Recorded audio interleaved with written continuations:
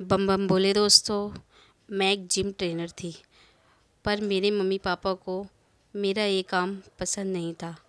वह मुझे ये काम छोड़ देने को कहते। आखिरकार मुझे ये काम छोड़ना पड़ा। अब मैं एक टीचर हूँ। मेरी मम्मी का फ़ोन आया, घर पर जल्दी आ जा, कुछ बात करनी है। मैंने जैसे तैसे अपना काम ख़त्म किया और घर के लिए निकल गई। घर पहुंच के पापा ने मुझसे कपड़े पैक करने के लिए कहा। मैंने पूछा, हम कहाँ जा रहे हैं?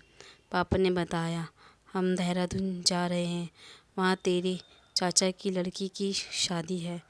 हमने तुम्हें पहले नहीं बताया, वरना तुम जाने से मना कर देती, इसलिए आज बताया। मैंने पापा से कहा, मैंने स्कूल की छुट्टी नहीं ली है, मैं ऐसे नहीं जा सकती। पापा ने कहा, मैं तुम्हारी प्रिंसिपल से बात कर लूँगा, तुम बस अपनी पैकिंग कर लो। मेरा बिल्कुल भी मन नहीं था जाने का, पर और कोई रास्ता भी नहीं है। मैंने भी अपनी पैकिंग चालू कर दी। मेरे छोटे भाई को बहुत खुशी थी कि हम देहरादून जा रहे हैं। वहाँ पर पहाड़ देखने को मिलेंगे और हम झरने में भी नहाएंगे। मैं भी अपने भाई की इस खुशी को देखकर खुश हो रही थी। सुबह होते ही हम ट्रेन के लिए घर से निकल रहे थे। मम्मी की साड़ी फट गई। मुझे बहुत अजीब लगा। हमारे घर से निकलते ही साड़ी फट गई। मेरे मन में अजीब से ख्याल आने लगे। मैंने पापा से कहा, शायद हमें नहीं जाना चाहिए, हम फिर कभी चलेंगे घूमने के लिए। मेरे मन में अजीब से ख्याल आ रहे हैं। मम्मी की साड़ी भी फट गई है, पापा रहने देते हैं ना?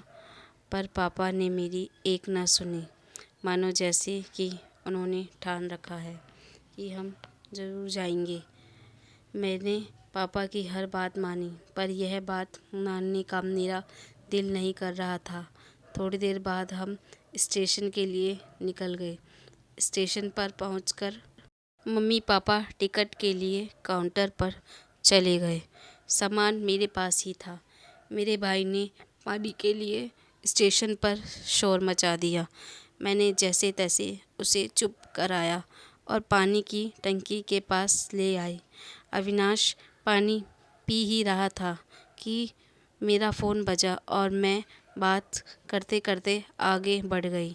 बात ख़त्म होते ही मैंने अविनाश को आवाज़ लगाने के लिए मुड़ी तो मेरा भाई वहाँ नहीं था।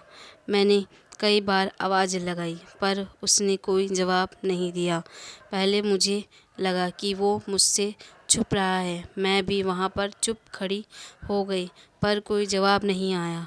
थोड़ी देर बाद जब मम्मी पापा मेरे पास आए और अविनाश के बारे में पूछा, तो मैंने डरते हुए पूरी बात बताई कि मेरा फ़ोन आया। मैं थोड़ी आगे चली गई, फिर मुड़कर देखा तो अविनाश वहाँ नहीं था।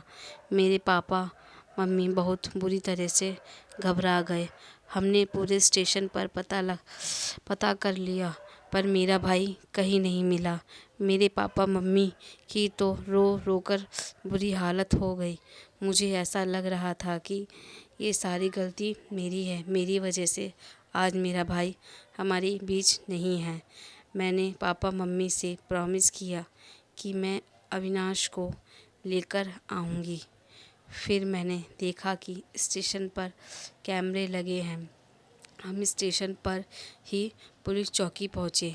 मैंने सारी घटना के बारे में पुलिस वाले को बता दी। फिर हमने सीसीटीवी कैमरे भी देखे। कैमरे में साफ दिखाई दे रहा था कि मैं फ़ोन पर बात कर रही थी। तभी मेरे छोटे भाई का मुंह किसी ने दबा रखा है। वह मुझे बुलाने की कोशिश भी कर रहा था।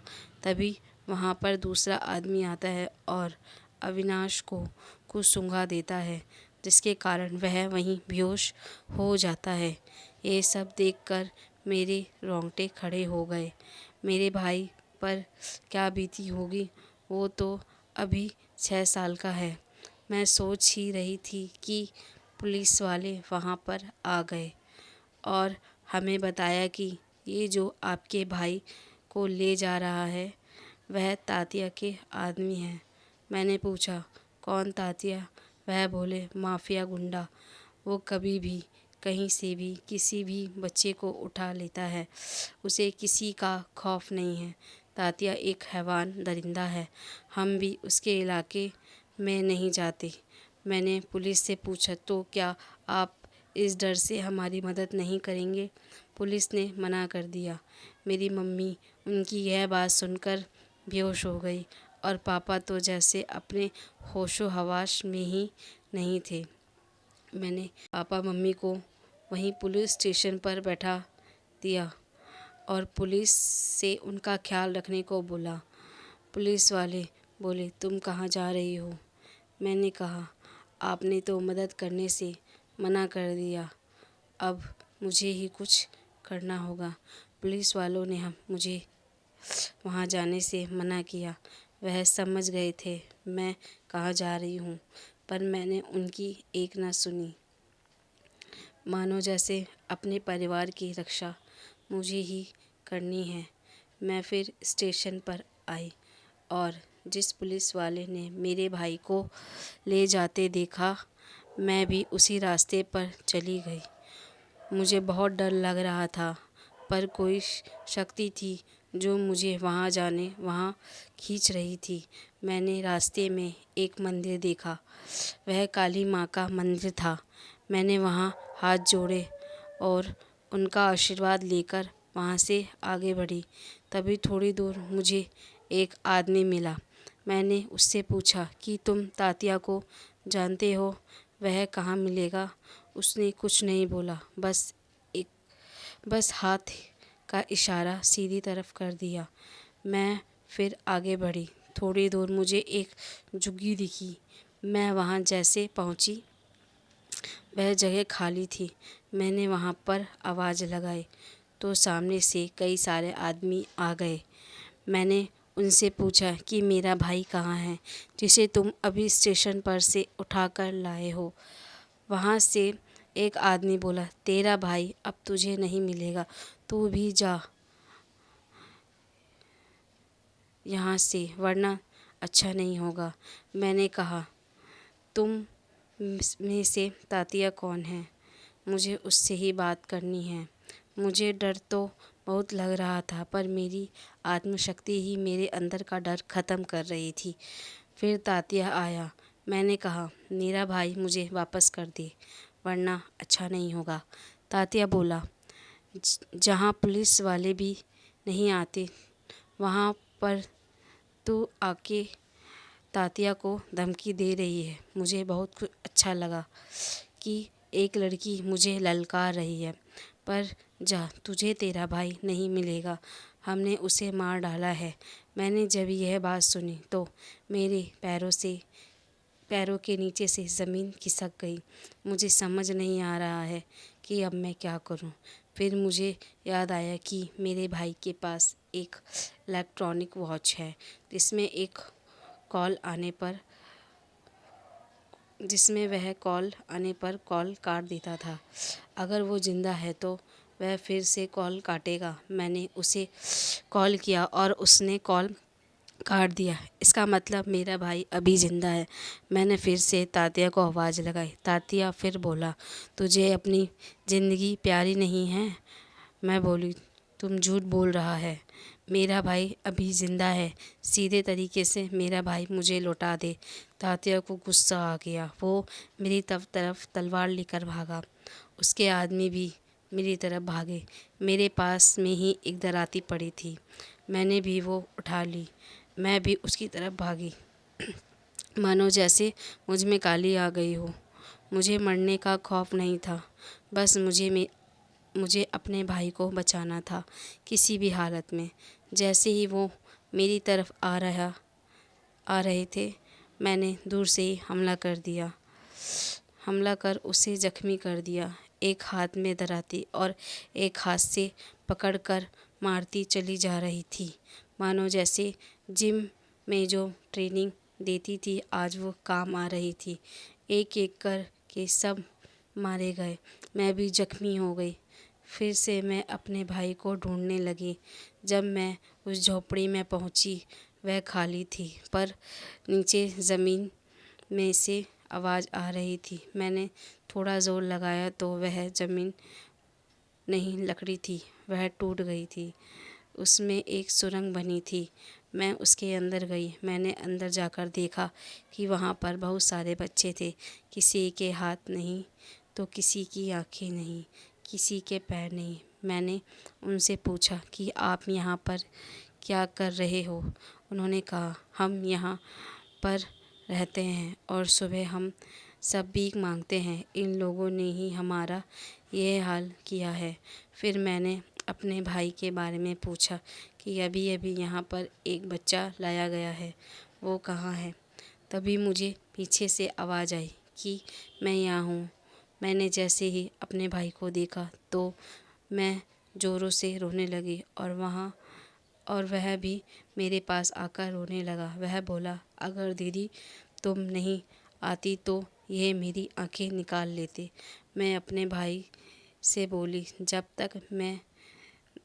तक मैं तेरे साथ हूँ तब तक तेरा कोई कुछ भी नहीं कर सकता है। मैं फिर उन बच्चों को लेकर स्टेशन पर पहुँची जहाँ मेरे मम्मी पापा थे। मेरी मम्मी ने जैसे ही मेरे भाई को देखा, मानो जैसे कि उनकी जान में जान आ गई हो। तभी वहाँ पर पुलिस वाले भी आ गए और कहने लगे, आपने इन सब को कैसे बचाया? मैं बोली, इंसान चाहे कितना भी हारा हो, उसमें आत्मशक्ति हो तो वह दोबारा जीत जाता है।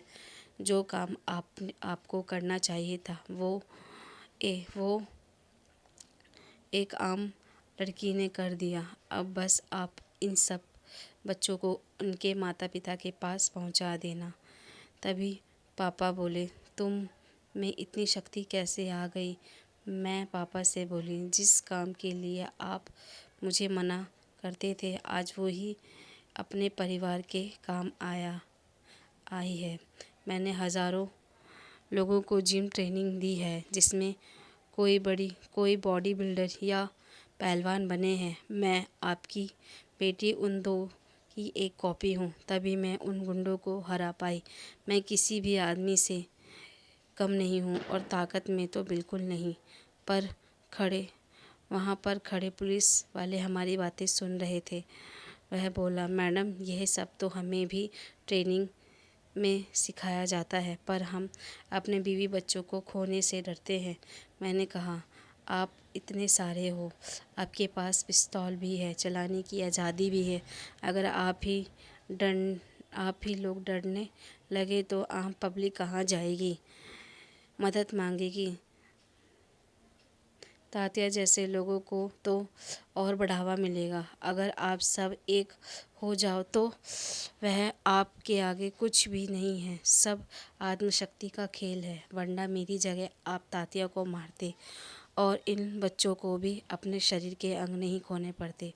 पुलिस ने निगाहें नीचे हो गई। मैं अपने परिवार को लेकर घर पर वापस आ गई। मेरे मम्मी पापा ने फिर से मुझे जिम ट्रेनिंग के लिए परमिशन दे दी और मेरे भाई को भी सलाह दी कि आज के ज़माने में लड़की या किसी पुरुष से कम नहीं है, बल्कि वह आदमी से भी ज़्यादा अपने परिवार की रक्षा करती है।